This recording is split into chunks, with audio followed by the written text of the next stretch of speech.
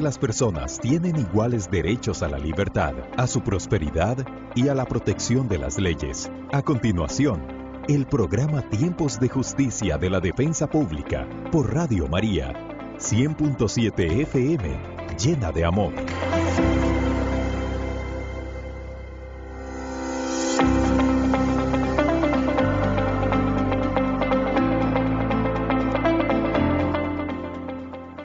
Bueno, tengan todos y todas muy buenos días. Les damos la más cordial bienvenida a su programa Tiempos de Justicia, una iniciativa de la Defensa Pública del Poder Judicial de Costa Rica y que llega a ustedes gracias a la emisora Radio María.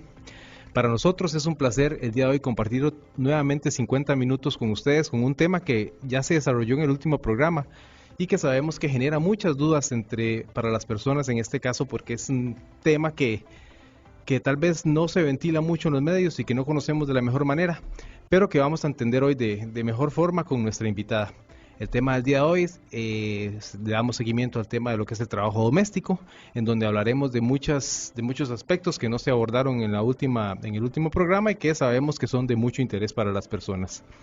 También es importante recordar a las personas oyentes que pueden escuchar el programa ya sea por el dial o también por el Facebook Live de Radio María, donde pueden también hacer sus consultas. Por otra parte, les recordamos que la Defensa Pública les da servicio de asesoría y representación legal en temas como pensiones alimentarias, penal juvenil y materia laboral, que está ligado a lo que vamos a hablar el día de hoy. De igual manera, le invitamos a visitar la página web de la Defensa Pública, www.defensapublica.poder-en-el-medio-judicial.go.cr o llamar al teléfono 22 11 98 00 para que pueda hacer las consultas de su interés. En este caso también les recordamos a las personas oyentes que durante este programa pueden hacer llegar sus consultas por WhatsApp al teléfono 8510-1007. Muy importante recordarles que deben escoger la opción 2 para que las consultas puedan llegar acá a cabina, o bien al teléfono 4000-1008. De igual manera también pueden hacer sus consultas, como les indicaba, en la transmisión de Facebook Live que se está desarrollando en este momento, para que puedan preguntar todas aquellas cosas de las que tengan dudas y que quieran aclarar. Les repito, el WhatsApp 8510-1007 en la opción número 2 y el teléfono 4000-1008. Bueno, pero como todos los martes, es importante empezar bien este día y vamos a iniciar nuestro programa con una oración para encomendarnos a Dios en esta nueva mañana.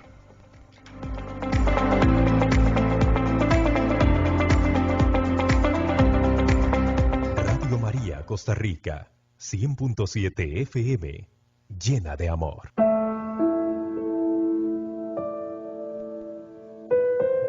Por la bendición de un nuevo día, por la salud y por permitirnos estar aquí al servicio de las personas. Te pedimos humildemente por todas y todos aquellos que más te necesitan, para que en sus vidas brille una luz de esperanza y puedan visualizar un mundo mejor. Ayúdanos a ser mejores personas cada día y danos fortaleza para seguir adelante y poder vivir según tu voluntad. Amén.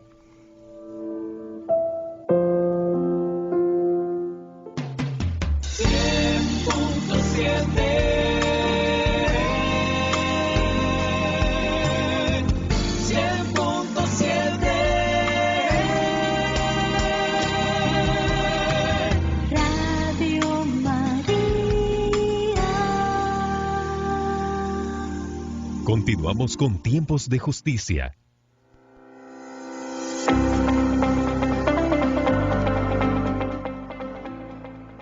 Bueno, muchas gracias. Como les comentábamos al inicio, en este día continuaremos hablando de un tema muy interesante y que sin duda, como hablábamos hace un ratito, genera mucho interés para muchas personas, ya que es un tema muy recurrente en el país. Un tema que realmente lo podemos ver nosotros en cada comunidad, que sabemos que hay muchas personas que desarrollan este tipo de trabajo y que es importante que se puedan aclarar muchas de las dudas que esto genera. El día de hoy, como les comentaba, vamos a hablar nuevamente del tema del trabajo doméstico y es para ello que nos acompaña la defensora pública en materia laboral de Grecia, doña Natalie Briceño Bustos, quien con su experiencia nos va a ayudar mucho a entender este tema y a entender o a saber mejor qué es lo que se debe o cómo se debe desarrollar este tipo de trabajo. Doña Natalie, muy buenos días, muchas gracias nuevamente por acompañarnos. Sé que ya estuvo por acá anteriormente, pero nos podría hablar un poquitito de usted para las personas que no sintonizaron el programa anterior y hablarnos un poco de su trayectoria. Nuevamente bienvenida. Gracias, de nuevo buenos días. Gracias por la oportunidad y por estar acá, gracias a Dios.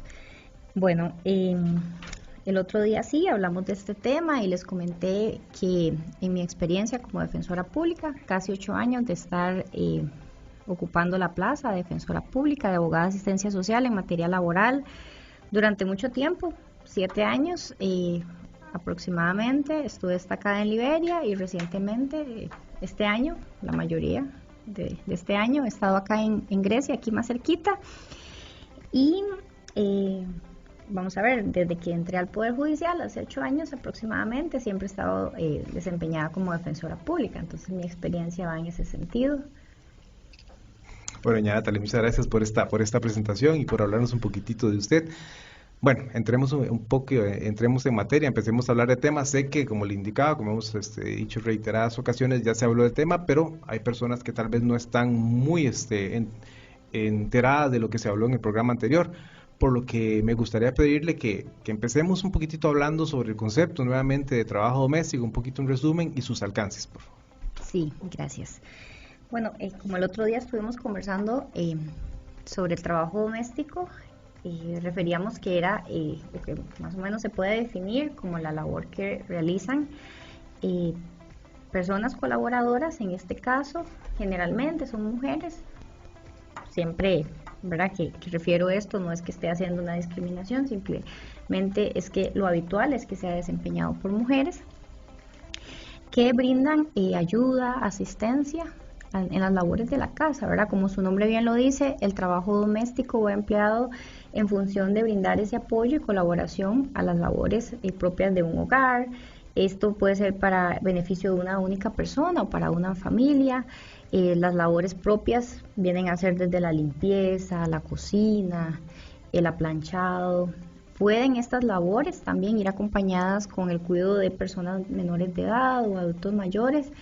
Lo importante es que, vamos a ver, la diferenciación de esta labor es que con una labor especializada es que no tienen que tener ese grado de especialización, ¿verdad? Un título académico, sino es una persona, ¿verdad?, que simple y sencillamente colabora con el cuidado de esas personas.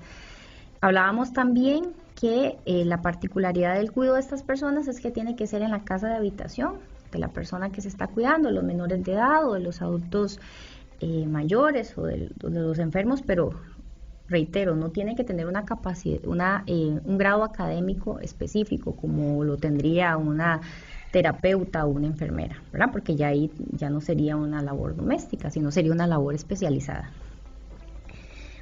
También referíamos en la sesión anterior que estos trabajadores cuentan con algunas diferencias, ¿verdad?, que lo hacen una labor particular, que tienen una regulación especial en el Código de Trabajo y que lo diferencian de los trabajadores habituales, de un trabajador como usted y como yo, o como algunos de los que nos están escuchando que no se dedican a labores domésticas.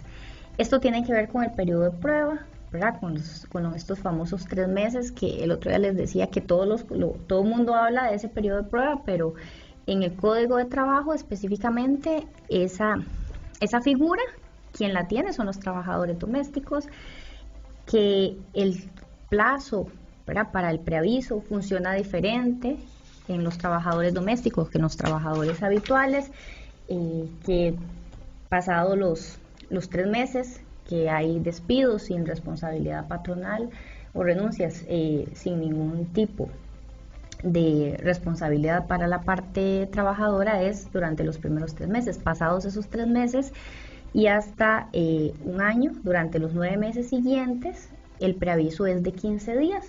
En los demás trabajadores el preaviso va incrementando, ¿verdad?, que 1 semana, que 15 días hasta 1 año. Una vez que se cumple el año, sí tiene la misma regla que los trabajadores ordinarios, que es el plazo de 1 mes de preaviso. También hablábamos del salario en especie, ¿verdad?, que el salario en especie es un beneficio que se le puede dar a la trabajadora cuando esta trabajadora se le brinda alimentación, ¿verdad?, en su jornada de trabajo, o bien se le da dormida. También hablábamos de que igual, a pesar de que es una labor que se ve en la informalidad y que muchas no son contratadas debidamente con un contrato de trabajo, que es la regla general, la regla es que siempre se haga el contrato de trabajo, no significa que no tengan derechos a ser asegurados, a los seguros de riesgos de trabajo. En resumen, ¿verdad? Esto es parte de lo que hablamos en la sesión anterior, junto con las jornadas y los días libres, que los días libres también referimos que durante el mes, al menos 2 domingos tienen que ser libres. ¿Verdad? El resto de los trabajadores podrían trabajar de lunes a domingo y el día libre sea un día aleatorio ahí por rol, y no necesariamente tiene que ser un domingo, como en los empleados de servicios, de restaurantes. Precisamente hablando o tomando en cuenta todo lo que usted nos dice, realmente uno de los temas es esto, que muchas veces se cree que este trabajo está dentro de la informalidad por el hecho de que muchas veces simplemente es que me recomendaron a una persona que puede hacer trabajo doméstico, simplemente la llamo, se conversa y empieza la relación laboral. Quería preguntarle en ese sentido, hablando de lo que usted mencionó, lo que es el tema del contrato.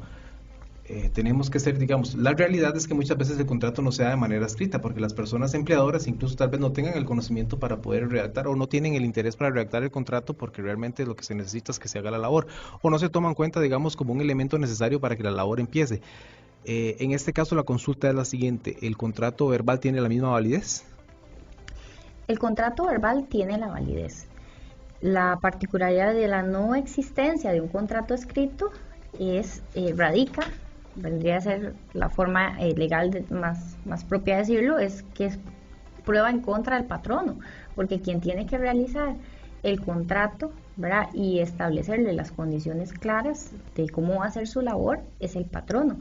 Claro, ¿verdad?, existe también el derecho de la persona trabajadora de conocer cuáles son las reglas del juego, por decirlo de alguna forma, y ya hay un convenio, ¿verdad?, de la OIT aprobado por Costa Rica que refiere que es obligación del patrono hacerles este contrato, y que este contrato tiene que ser un contrato que sea de fácil comprensión y que sea muy claro, de fácil entendimiento, en este caso para las personas trabajadoras domésticas, ¿verdad? ¿Y esto por qué? Porque bueno, el trabajo doméstico generalmente es empleado por personas que no tienen una escolaridad alta, sino están en una situación de vulnerabilidad, no tienen a veces tanta capacidad para comprender tanta terminología legal. Entonces la regla o lo ideal es que este contrato sea un contrato claro, pero que sea un lenguaje sencillo.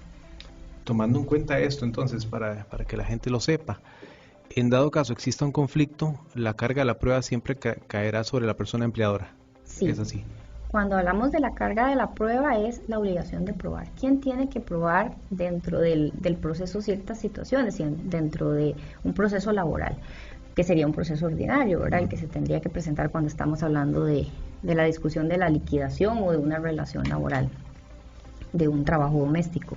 Sí, la obligación de probar es del patrono, ¿verdad? Así lo define a partir de la reforma procesal laboral. Hay un numeral, un artículo, el 478, que establece quién tiene la obligación de probar todas las situaciones o las condiciones en que se da la relación laboral. A la persona trabajadora única y exclusivamente le corresponde probar, o tiene la carga de probar, que trabaja para esa persona, ¿verdad? Si yo, Natalia Briceño, digo que trabajo para Eric, bueno, yo nada más pruebo que yo trabajo para Eric. Yo no tengo que probar cuál es la jornada, que si se me pagaba correctamente, que si se me estaba que si estaba asegurada debidamente, que si se me otorgaban las vacaciones, que si se me otorgaba el descanso adecuado. Todas esas situaciones, esas condiciones particulares de cómo se desarrolla el contrato de trabajo, es obligación del patrono probarlas. Entonces, por eso es que nosotros decimos que es prueba en contra del patrono la no existencia del contrato de trabajo.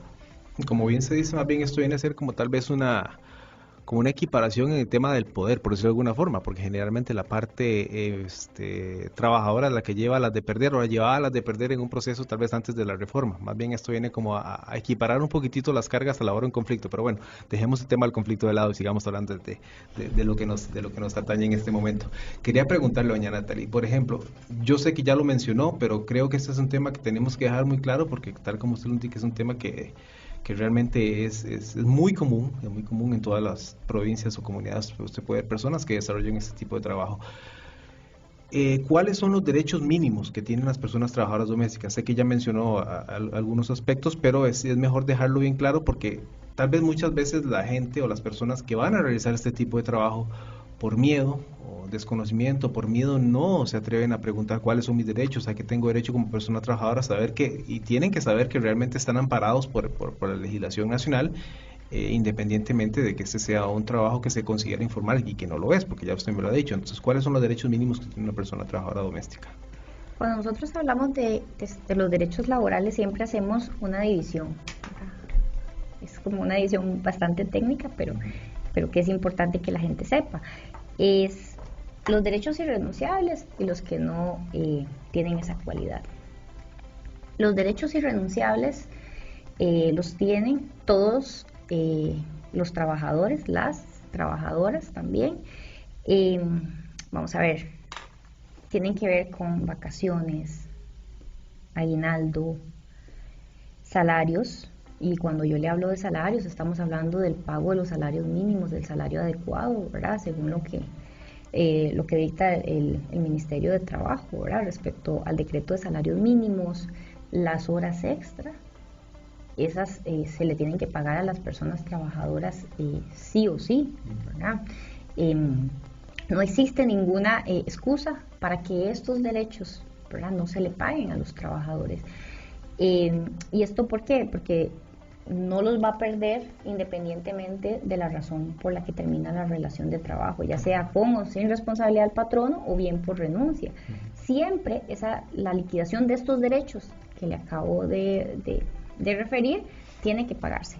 Después están los otros, ¿verdad? Esos que podríamos nosotros hablar de que son negociables o que no siempre los tenemos, ¿verdad? Que son los derechos de antigüedad, que tiene que ver con el preaviso y la cesantía, porque si la trabajadora renuncia, que cómo se va a ver el preaviso, si es antes de los 3 meses, no tiene derecho al preaviso y a la cesantía, ¿verdad? Porque el preaviso y la cesantía, que son derechos de antigüedad, se empiezan, ¿verdad?, a acumular a partir de que se pasan los 3 meses del famoso periodo de prueba que le refería anteriormente.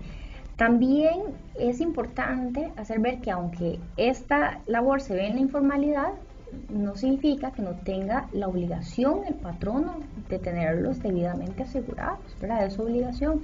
O sea, la caja, ¿verdad?, específicamente dice que a más tardar dentro de los 8 días hábiles siguientes a la contratación deberían, sin falta, estar los trabajadores debidamente asegurados, ¿verdad? Que esto es todo un tema cuando se trata de la población migrante, que vamos a estar hablando más adelante, porque a veces no están en una condición regular y entonces el patrono pues omite realizar este proceso o cree que porque la situación es irregular o porque es un extranjero yo no tengo que darle los mismos beneficios.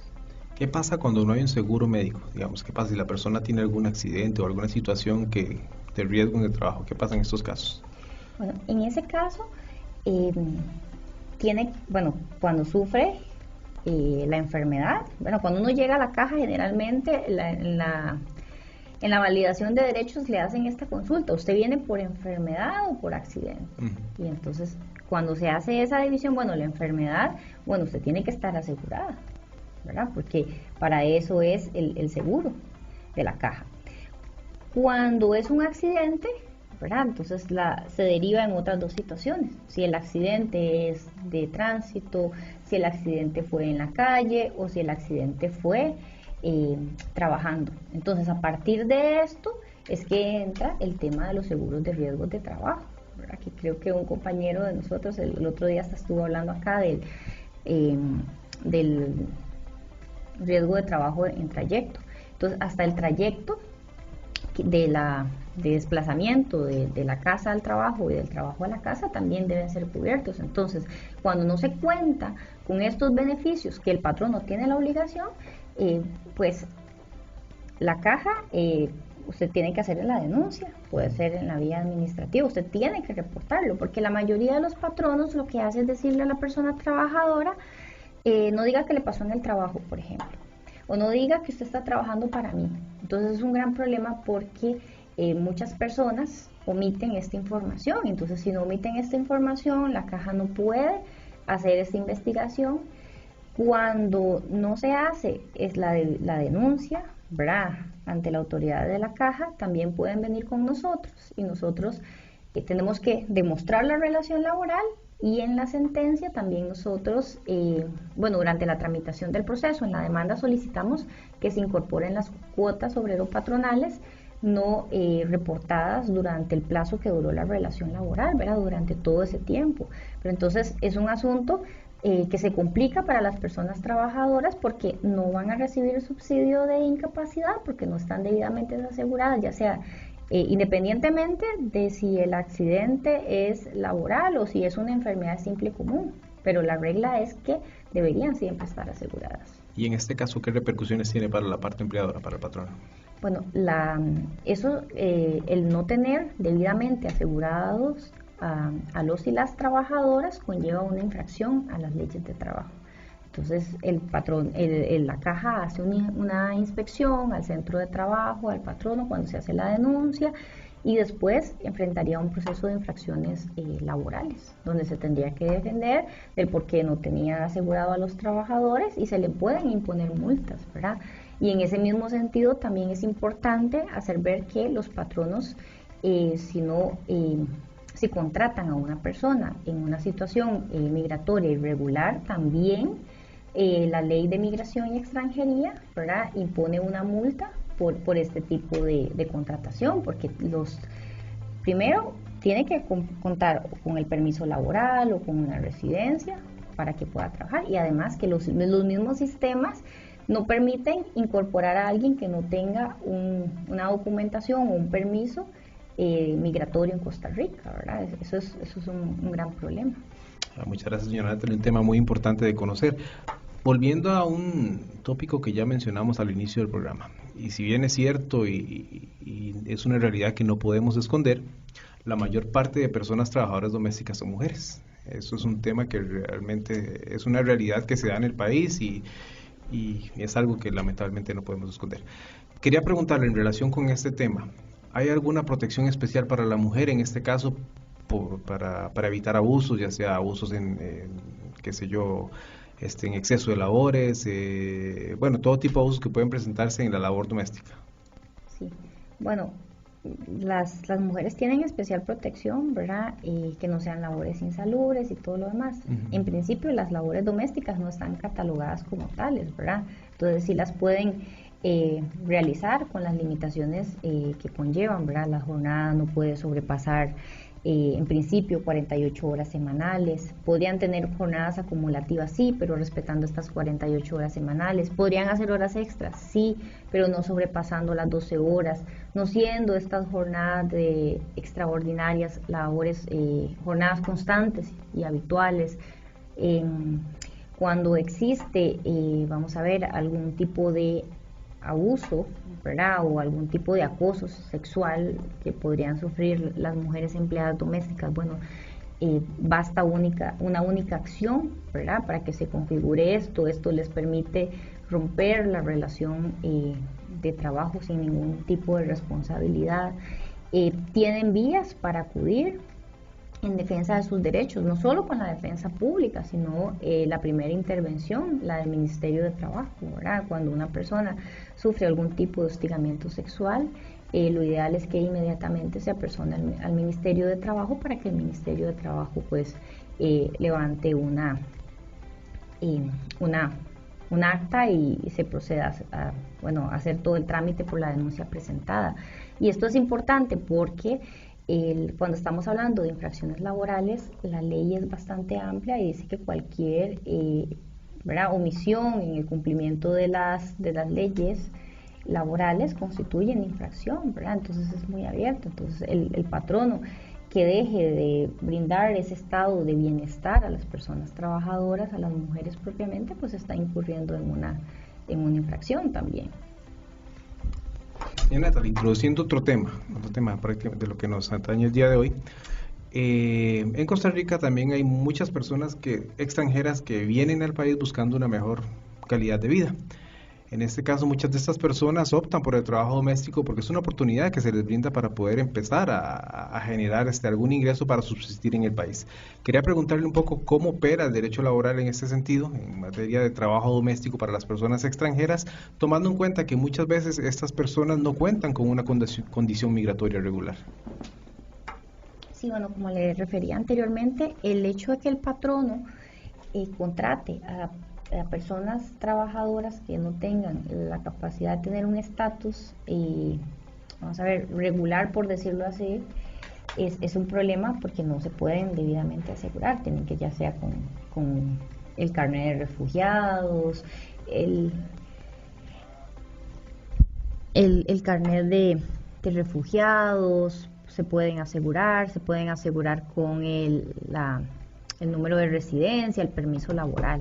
Entonces, que sea persona extranjera, ¿verdad? Migrante extranjero, no significa que no se le deba asegurar o que no se le vaya a asegurar. Como le decía, esto es un gran problema también porque esto hace al patrono incurrir en una situación que puede ser multado, ¿verdad? Por infringir la ley de migración y extranjería. Pero la situación migratoria de una persona no es excusa para que no se le brinden todos estos derechos que hemos desglosado anteriormente, ¿verdad? Que tienen que ver con el salario mínimo, con los seguros, con las jornadas, con el respeto a las jornadas, con el respeto al pago de los aguinaldos, de las vacaciones, de sus descansos, que no se le respete el domingo como día de descanso 2 veces al mes, ¿verdad? Las personas migrantes laborales no necesariamente son, ¿verdad?, extranjeras. A veces los migrantes son internos, ¿verdad? Podemos también referir, por ejemplo, la población indígena, ¿verdad?, que sale de su comunidad Uh-huh. y se traslada para enfrentarse a una situación que los hace estar en una condición de vulnerabilidad, porque de ahí son migrantes desde que salen de su tierra por una situación de necesidad, que a veces no comprenden el lenguaje, ¿verdad?, que nosotros podemos hablar. También tiene que ver un poco con la cosmovisión. La situación migratoria de los trabajadores es un tema muy amplio, pero me parece a mí que lo que hay que dejar como claro es el hecho que no podemos nosotros pensar que no tenemos que asegurarlo, ¿verdad? El patrono debería gestionar este permiso para que labore.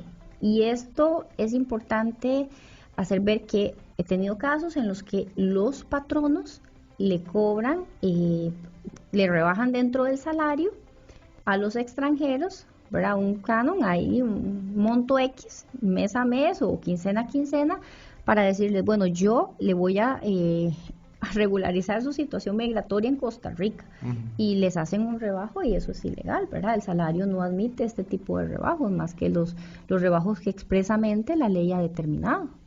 Tomando en cuenta, digamos, de que el patrono tiene toda la intención de regularizar a la persona trabajadora. Pero en este caso aquí también hay que tomar en cuenta que hablamos un tema de derechos humanos, porque una persona que ingresa al país, tomando en cuenta que es una persona que viene fuera del país, o sea, la persona necesita tener un medio para subsistir desde el momento en que ingresa, porque tal vez la persona viene con la necesidad, está migrando de su tierra para llegar acá y tiene necesidad de poder laborar para poder subsistir y dar de comer a su familia. Tomando en cuenta que los temas migratorios no se resuelven de un día para el otro, digamos, yo como patrón contrato a una persona, pero todavía no tengo la posibilidad de asegurarla porque el estatus migratorio no está regular. ¿Qué se puede hacer en ese caso? Cuando estamos hablando de los trámites migratorios, uh-huh, ¿verdad? Sí, en Costa Rica hay un problema ahí. Yo no me dedico al derecho migratorio, pero uh-huh, sí tengo compañeros de la universidad que se dedican a esto, y ellos me dicen que es un trámite engorroso porque hay una lista de labores sobre las que sí dan autorización o permisos de trabajo, hay otras sobre las que definitivamente no. Entonces, el trámite de migración, ¿verdad? Porque primero migración le tiene que dar esa condición. Uh-huh. Una vez que migración le da la condición X, por ejemplo, el permiso laboral, yo lo podría inscribir. Vamos a ver, no significa que yo no podría hacer una inscripción de los meses anteriores, ¿verdad? Si Claro. yo claramente presento el documento donde yo estoy en trámite. Ok. O sea, el asunto es que esté en trámite, Ok. no hay ningún problema. Claro, eso hay un plazo también para que la administración le resuelva lo más pronto posible a la persona que está haciendo esa solicitud. Pero sí hay una lista de trabajos que pueden aprobarse o no. Por ejemplo, hace unos meses no se estaba aprobando el de chef de tal tipo. O sea, solo se estaba aprobando, por ejemplo, un chef que tuviese las características de un chef argentino. Claro. Cuestiones de ese tipo. Ahora, cada caso es una situación particular. Bueno, pero eso significa, por ejemplo, que digamos la persona puede llegar, se le puede, digamos, por ejemplo, yo la puedo contratar mientras se desarrolla el tema del trámite migratorio, luego yo retroactivamente le actualizo sus derechos, tal como la legislación así lo dice. Sí, en principio la caja no debería tener ninguna oposición con esta situación, mientras se demuestre que se estaba regularizando la condición. Y por lo mismo, porque si yo no cumplo con esto como patrono, yo estoy,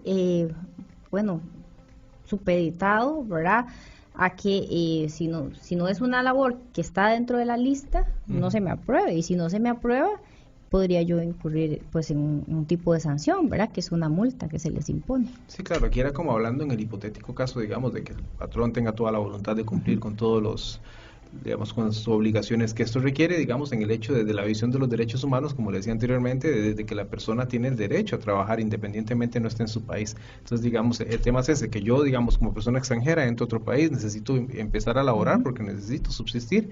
Entonces el tema es de que yo tengo la posibilidad de trabajar y el patrón, mientras el patrón no me ayuda, digamos, o al menos mientras yo regularizo mi situación migratoria y el patrón ya llegó con esa situación migratoria, ya regulariza la situación laboral de la persona. Lo que yo quería decir es, digamos, o quería preguntar o dar a entender es que la persona, una vez ingresa al país, tiene la posibilidad de laborar siempre y cuando tanto en el tema migratorio como en el tema laboral todo se ponga en regla una vez que valga la redundancia, este tema migratorio esté solucionado.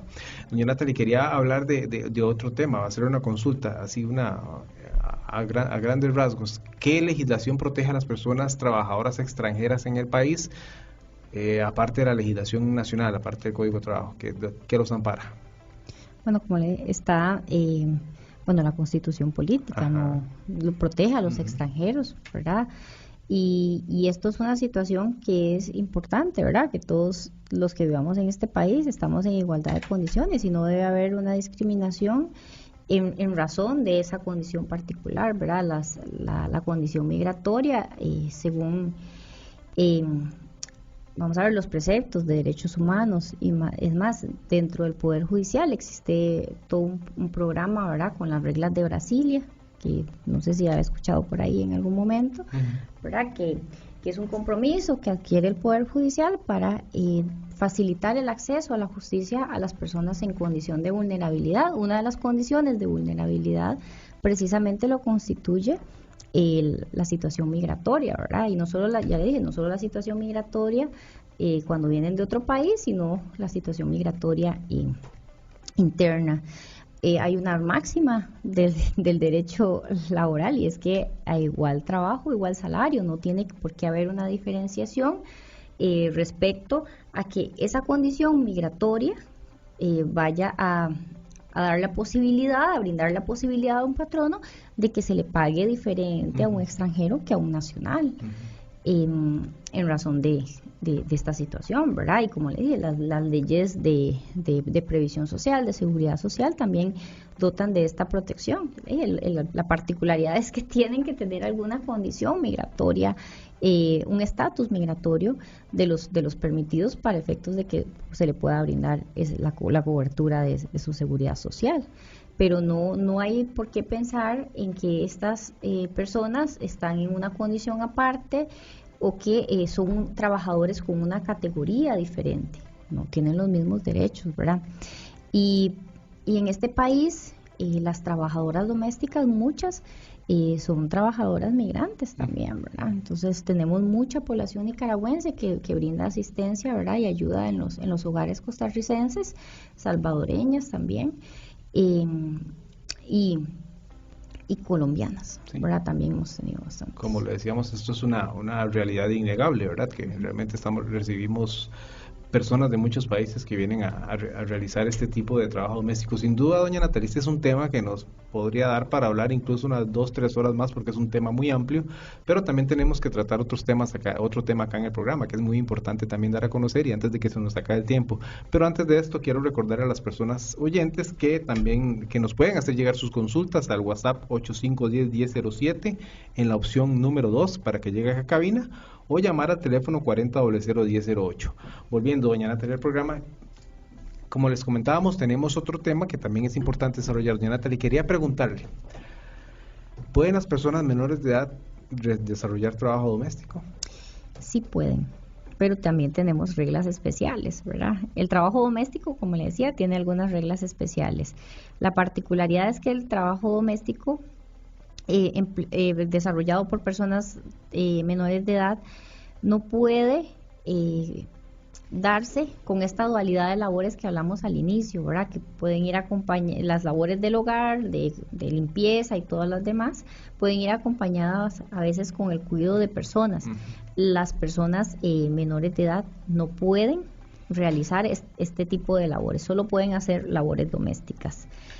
No pueden laborar más de 36 horas durante la semana. La jornada tiene que ser compatible con la posibilidad de que ellos puedan estudiar, ¿verdad? Que ellos puedan continuar con sus estudios. No pueden realizar jornadas nocturnas, no pueden laborar en la noche. Lo ideal es que esas 36 horas semanales se distribuyan en jornada ordinaria, diurna.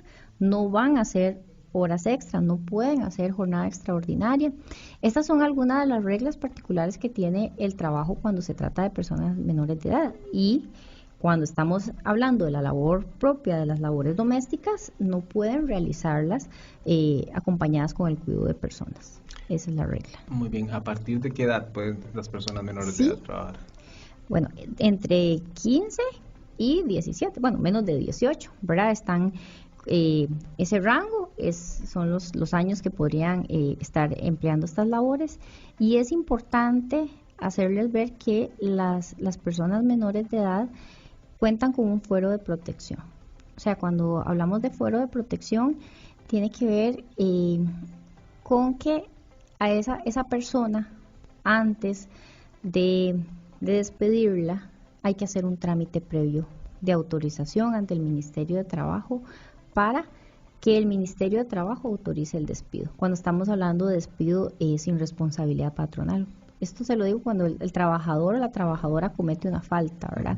Si se le está imputando una falta a la persona trabajadora, esta trabajadora, persona menor de edad, no puede ser despedida sin que de previo el patrono realice esta gestión de despido, esta autorización de despido, por decirlo en palabras más simples. Cuando se despide a la persona trabajadora menor de edad, con responsabilidad patronal, de igual forma tiene que comunicarse al Ministerio de Trabajo. No significa que no, pero cuando nosotros hablamos de un foro de protección, tiene que ver con esa situación particular que cobija a ciertos trabajadores, que les dota de un debido proceso a la hora de los despidos, ¿verdad? Y ese debido proceso es que el patrono vaya hasta la instancia administrativa a demostrar que la causa por la que se le pretende despedir, los hechos, ¿verdad?, que se le están imputando a la persona trabajadora, son reales y no es una situación, ¿verdad?, de represalias o simple y sencillamente porque salió embarazada, por ejemplo, porque el hecho de que una persona menor de edad, una mujer menor de edad salga embarazada, también no solo tendría el fuero de protección de menor de edad, sino también de la condición del estado de embarazo. Eso es importante, ¿verdad? El Código de Trabajo le da esos beneficios y esa posibilidad a la persona trabajadora para que ejerza todos esos derechos en compañía del PANI, ¿verdad? Hay un artículo 455 del Código de Trabajo que con la reforma procesal laboral le dijo al PANI, bueno, tiene que representar a los menores de edad. En este momento nos llegan menores de edad, pero dichosamente son menos, ¿verdad?, las personas menores de edad que están trabajando. Lo ideal es que todas las personas menores de edad mayoritariamente estuvieran estudiando. ¿Qué pasa si el patrón omite esto? Si el patrono omite esto, se le acusa, ¿verdad? Como le dije anteriormente, cualquier omisión, ¿verdad? En la aplicación de las leyes laborales, eso constituye una infracción. Y el hecho de no cumplir con este procedimiento hace que el patrono se vea inmerso en esa posibilidad de que sea, en este caso, primero la denuncia del menor de edad, que se le tramite en el Ministerio de Trabajo y que después se le imponga una multa por no haber cumplido con el debido proceso en el despido de esa persona menor de edad. En temas salariales, ¿una persona menor de edad tiene alguna diferencia en relación con las personas adultas? No existe ninguna diferencia, porque existe un salario mínimo igual que se le tiene que cumplir, ¿verdad? Eso es importante, ¿verdad? No, el hecho de que sea menor de edad no significa que no lo vaya a asegurar, que no le vaya a pagar su salario completo, que no le vaya a dar las vacaciones, ¿verdad? La regla es que no va a trabajar la misma cantidad de horas que los adultos, nada más, y que no va a hacer horas extra y que no va a estar laborando por las noches. Pero el resto de los derechos no existe ninguna razón para que no se les dé. ¿Pueden las personas menores de edad extranjeras trabajar también acá en el país? Sí pueden, ¿verdad? Pero la regla, como le digo, es de 15 a 18. Y viene aparejado con las mismas reglas que se le ponen a una persona adulta extranjera también. Sí, que puedan tener, digamos, esa posibilidad de ser asegurados, ¿verdad? Que tengan una situación migratoria regular, por decirlo de alguna forma.